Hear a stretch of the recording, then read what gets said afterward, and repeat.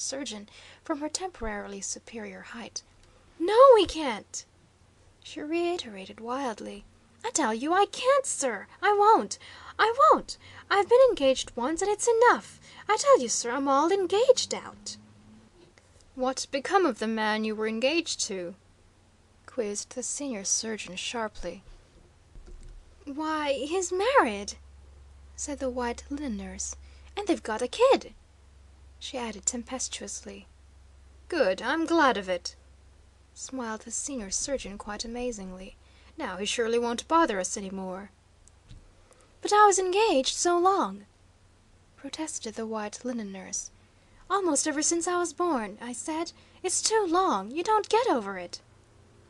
"He got over it," remarked the senior surgeon laconically.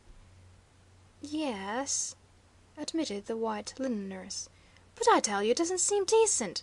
Not after being engaged 20 years." With a little helpless gesture of appeal she threw out her hands. "Oh, can't I make you understand, sir?" "Why, of course I understand," said the senior surgeon briskly.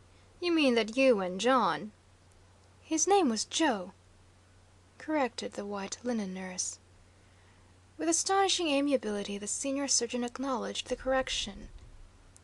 "You mean," he said, "you mean that you and Joe have been cradled together so familiarly all your babyhood that on your wedding night you could most naturally have said, 'Let me see, Joe, it's two pillows that you always have, isn't it? And a double folded blanket at the foot.' You mean that you and Joe have been washed and scrubbed together so familiarly all your young childhood that you could identify Joe's headless body 20 years hence by the kerosene lamp scar across his back. You mean that you and Joe have played house together so familiarly all your young tin dish days that even your rag dolls called Joe 'father.' You mean that since your earliest memory until a year or so ago, life has never once been just you and life, but always you and life and Joe. You and spring and Joe. You and summer and Joe. You and autumn and Joe. You and winter and Joe, till every conscious nerve in your body has been so everlastingly Joed with Joe's Joe-ness that you don't believe there's any experience left in life powerful enough to eradicate that original impression, eh?" "Yes, sir," flushed the white linen nurse. "Good. I'm glad of it," snapped the senior surgeon. "It doesn't make you seem quite so alarmingly innocent and remote for a widower to offer marriage to. Good, I say. I'm glad of it." "Even so, I don't want to," said the white linen nurse. "Thank you very much, sir, but even so, I don't want to." "Would you marry Joe now, if he were suddenly free and wanted you?" asked the senior surgeon bluntly. "Oh, my lord, no!" said the white linen nurse. "Other men are pretty sure to want you," admonished the senior surgeon. "Have you made up your mind definitely that you'll never marry anybody?" "No, not exactly," confessed the white linen nurse. An odd flicker twitched across the senior surgeon's face like a sob in the brain. "What's your first name, Miss McGregor?" he asked a bit huskily. "Ray," she told him with some surprise. The senior surgeon's eyes narrowed suddenly again. "Damn it all, Ray," he said, "I want you." Precipitously the white linen nurse scrambled to her feet. "If you don't mind, sir," she cried, "I'll run down to the brook and get myself a drink of water." Impishly like a child, muscularly like a man, the senior surgeon clutched out at the flapping corner of her coat. "No, you don't," he laughed, "till you've given me my definite answer, yes or no." Breathlessly the white linen nurse spun round in her tracks. Her breast was heaving with ill-suppressed sobs. Her eyes were blurred with tears. "You've no business to hurry me so," she protested passionately.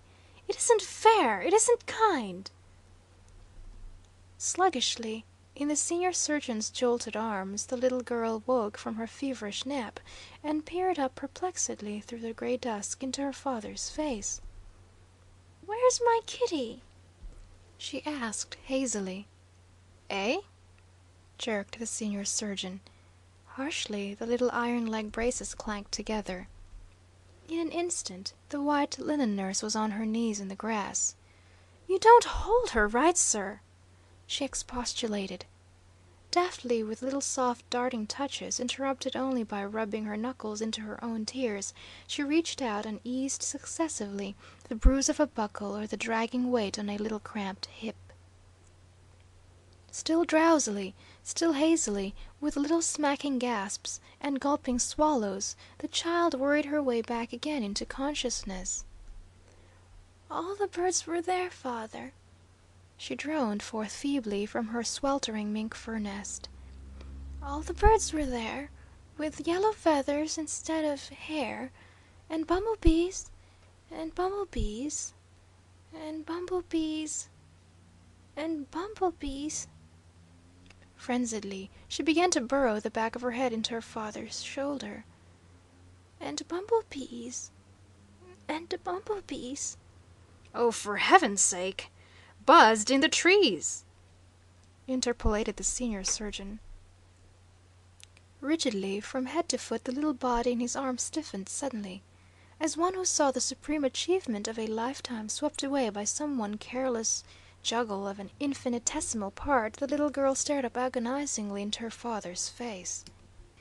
"Oh, I don't think buzzed was the word," she began convulsively. "Oh, I don't think—" Startlingly, through the twilight, the senior surgeon felt the white linen nurse's rose-red lips come smack against his ear. "Darn you, can't you say crocheted in the trees?" sobbed the white linen nurse. Grotesquely, for an instant, the senior surgeon's eyes and the white linen nurse's eyes glared at each other in frank antagonism. Then suddenly the senior surgeon burst out laughing. "Oh, very well," he surrendered. "Crocheted in the trees." Precipitously, the white linen nurse sank back on her heels and began to clap her hands. "Oh, now I will! Now I will!" she cried exultantly. "Will what?" frowned the senior surgeon. Abruptly the white linen nurse stopped clapping her hands and began to wring them nervously in her lap instead. "Why, Will," she confessed demurely. "Oh!" jumped the senior surgeon. "Oh!" Then equally jerkily he began to pucker his eyebrows. "But for heaven's sake, what's the crocheted in the trees got to do with it?" he asked perplexedly. "Nothing much," mused the white linen nurse very softly. With sudden alertness, she turned her curly blonde head towards the road. "There's somebody coming," she said. "I hear a team." Overcome by a bashfulness that tried to escape in jocosity, the senior surgeon gave an odd little choking chuckle. "Well, I never thought I should marry a trained nurse," he acknowledged with somewhat hectic blitheness. Impulsively, the white linen nurse reached for her watch and lifted it close to her twilight-blinded eyes. A sense of ineffable peace crept suddenly over her. "You won't, sir," she said amiably.